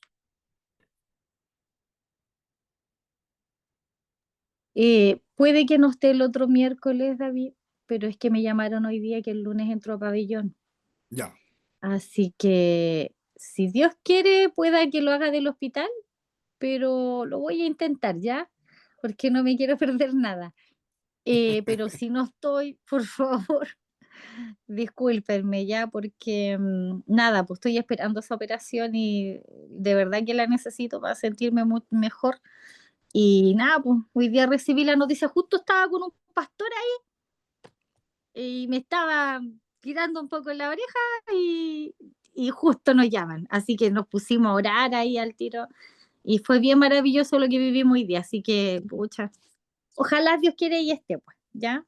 súper, Eh, súper, me- pero lo más importante es que recibiste ese llamado para tu intervención, que sí, la no, ya necesitas. quiero salir de eso, Vamos a de estar verdad orando que por sí. ti, ¿ya? Vamos a estar orando por ti. Amén. ¿Alguien quiere orar antes de irnos?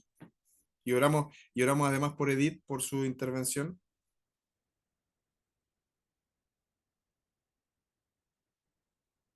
¿Algún voluntario o voluntaria? ¿Nadie quiere orar por Edith? Oro. Jessy, gracias. Ya. Señor amado, te damos muchas gracias, Señor, por esta clase. Gracias por tu amor, tu misericordia, mi Dios. Quisiéramos, Señor, que cada enseñanza que podamos recibir pueda ser vida en nuestros corazones, Señor. Estamos aprendiendo acerca de los hechos del Espíritu Santo, Señor, de los apóstoles, pero quisiéramos pedirte sobre todo, Señor, que tu Espíritu Santo pueda llenar nuestras vidas, Señor, que cada día sea llenándonos, que cada día siga capacitándonos, Señor, que cada día sea, Dios mío, dando de dones y talentos, Señor, de que necesitemos para vivir, para servirte a ti, Señor. Bendícenos y permítanos, Señor, poder en nuestras vidas, Señor, experimentar esta llenura, que cada uno de nosotros, Señor, pueda tener el deseo y la necesidad, Señor, de poder buscarte, de poder buscar ser lleno de tu Espíritu Santo. Gracias te damos por toda esta enseñanza. Te pedimos, Señor, por Edith, Dios mío. Te pido que puedas bendecirla ahí en el momento en que ella la vayan a operar, Señor. Puedas bendecir al médico, que el cirujano que la vaya a intervenir, Señor. Dios mío, que tus manos, Señor, estén en sus manos, que puedas tú guiar esta operación y que pueda, Señor, salir todo bien, que todo aquel que atienda a Edith, que todo médico, enfermera, puedas tú, Señor, ser de bendición para ella. Bendícela, Padre, cuídala, protégela, Señor, y esperamos verla muy pronto, Señor, ya recuperada. Gracias te damos por todo tu amor. Bendice a cada uno de nuestros hermanos en el nombre de Jesús. Amén. Amén. Muchas gracias. Que tengan una Amén. buena noche. Que Dios les bendiga mucho. Buenas noches a todos. Buenas Buenas noches, noches. que te vaya bien, Chao, Edith. chao, buenas Buenas noches. noches. Chao, Chao. gracias. Oremos, por Chao a favor. todos, buenas Buenas noches. noches. Descansen. Ya, chao, chao. Chao, pastor. Chao, chao. Chao, chao.